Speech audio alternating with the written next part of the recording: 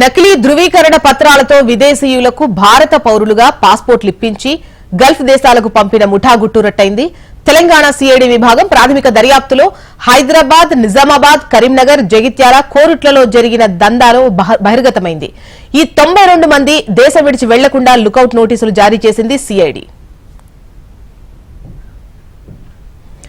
విదేశాలకు చెందిన కొందరు నకిలీ పాస్పోర్ట్లు పొంది ఇప్పటికే వేరే దేశాలకు వెళ్లగా మిగిలిన వారైనా దేశం దాటకుండా ఉండేందుకు సిఐడి చర్యలు ముమ్మరం చేసింది.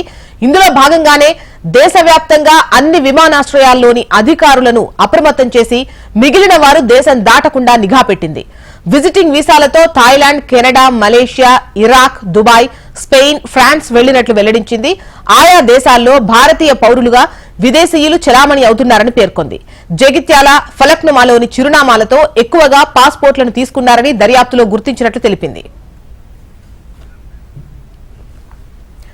ఇక నకిలీ ధృవపత్రాలతో విదేశీయులు భారత్ నుంచి విదేశాలకు వెళ్లినటువంటి ఘటనకు సంబంధించి సిఐడి అధికారులు ఎవరైతే 92 మంది ఉన్నారో దానికి సంబంధించి లుకౌట్ నోటీసులు జారీ చేసినట్లుగా తెలుస్తోంది. అయితే ఆల్రెడీ ఇప్పటికే కొంతమంది విదేశాలకు వెళ్లినట్లు సమాచారం. మిగిలిన వారైనా వెళ్లకుండా ఉండేందుకు నిఘా పెట్టినట్లుగా తెలుస్తోంది. దీనిపై వివరాలు మనకు కిరణ్ అందిస్తారు. కిరణ్, ఎస్ జస్ట్ మనం ఇక్కడ చూసినట్లయితే విదేశాంగ మొత్తం పాస్పోర్ట్లు అన్ని కూడా విదేశాలకు వెళ్ళడానికి రకరకాల పాస్పోర్ట్లు అయితే హైదరాబాద్, ఎక్కడైతే కోరుట్ల, నిజామాబాద్, వరంగల్ ఇలా రకరకాల ప్రాంతాల్లో మీ సేవ బేస్ చేసుకుని ప్రతి ఒక్కళ్ళు కూడా పాస్పోర్ట్లు, ఫేక్ పాస్పోర్ట్లు అయితే తయారు చేసుకుంటున్నారంటూ కూడా సిఐడి అధికారులు గుర్తించారు. ప్రాథమిక విచారణలో భాగంగా సత్తార్ అనే వ్యక్తిని అరెస్ట్ చేయడంతో పూర్తి వివరాలు అయితే వెలుగులోకి వచ్చాయి. 92 నకిలీ పాస్పోర్ట్లను గుర్తించారు. వీళ్ళందరినీ కూడా వేరే దేశాలకు రకరకాల ఇష్యూస్ ని బేస్ చేసుకుని ఒకళ్ళు కొంతమందిని ఉద్యోగం బేస్ చేసుకుని కొంతమందిని పంపిస్తే కొంతమందిని మాత్రం విజిటింగ్ వీసా పేరుతో వాళ్ళకు విజిటింగ్ వీసా ఇప్పించేసి దాని తర్వాత టూరిస్ట్ గా పంపిస్తున్నారు. అలా రకరకాల వ్యక్తుల్ని ఇక్కడ తెలంగాణ నుంచి అందరినీ కూడా విదేశాలకు పంపిస్తున్న పరిస్థితి అయితే నెలకొంది. మరి అందులో భాగంగానే విదేశాంగ అధికారులకు మొత్తం కూడా సిఐడి అధికారులు సమాచారం అయితే ఇచ్చారు. ఇప్పటికే పాస్పోర్ట్లు ఎక్కడైతే నకిలీ పాస్పోర్ట్లు ఉన్నాయో ఆ నకిలీ పాస్పోర్ట్లు అన్నింటినీ కూడా గుర్తించే ప్రణాళికలు అయితే చేశారు.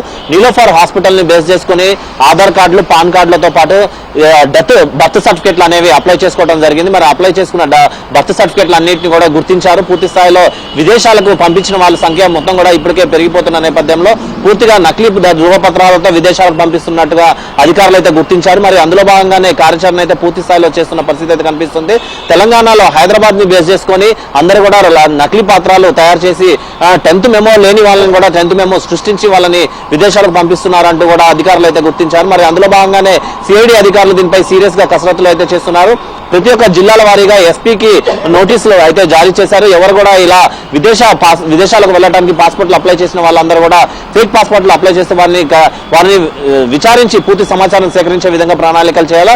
ఇప్పటి వరకు ఏదైతే ఫేక్ పాస్పోర్ట్లు వాళ్ళు గుర్తించారో ఆ పాస్పోర్ట్లు అన్నింటినీ కూడా సీజ్ చేసిన పరిస్థితి అయితే కనిపిస్తుంది. మొత్తంగా 92 పాస్పోర్ట్లు అయితే సీజ్ చేశారు. ఇంకా ఎన్నో పాస్పోర్ట్లు సీజ్ చేయాల్సిన పరిస్థితి అయితే ఉంది. ఎందుకంటే జిల్లాల వారీగా ఈ పాస్పోర్ట్లు మీ సేవాన్ని బేస్ చేసుకుని స్లాట్ బుక్ చేసుకుని ప్రతి ఒక్కళ్ళు కూడా ఫేక్ పాస్పోర్ట్లు అనేది తయారు చేసుకుంటున్నారంటూ కూడా పోలీసు అధికారులు అయితే గుర్తించారు. మరి అందులో భాగంగానే ఫ్రీ అండ్ ఫెయిర్ ఎంక్వైరీ అనేది కొనసాగించాలి. ఎవరు కూడా డబ్బులు తీసుకుని ఎంక్వైరీ చేయకూడదు అనే ఉద్దేశంతో ఎస్పీలకి ప్రత్యేకంగా నోటీసులు అయితే జారీ చేశారు. సిఐడి విభాగం దీనిపై చాలా సీరియస్ గా ఉన్నట్టుగా తెలుస్తుంది. మరి అందులో భాగంగానే ప్రతి ఒక్క విదేశాంగ అధికారులతో పాటు ఇటు పాస్పోర్ట్ ఆఫీసులతో పాటు మరోపక్క ప్రధానంగా ఎయిర్పోర్ట్లలో ప్రతి ఒక్కరికి కూడా అవగాహన అయితే కల్పించారు. అధికారులందరూ కూడా అప్రమత్తమై ఉండాలి. 10th మెమో కావచ్చు, ఇతర వీసాలతో కావచ్చు, పాస్పోర్ట్లు కావచ్చు ప్రత్యేకంగా క్షుణ్ణంగా పరిశీలించి అనంతరం లోపలికి పంపించాలి. ఎవరు కూడా ఫేక్ పాస్పోర్ట్లు కావచ్చు, ఇతర డూప్లికేట్ పాస్పోర్ట్లతో లోపలికి వెళ్ళకూడదు అనే ఉద్దేశంతో ప్రణాళికాబద్ధంగా ముందుకు వెళ్తున్నట్టుగా తెలుస్తుంది. జోష్న. రైట్ కిరణ్.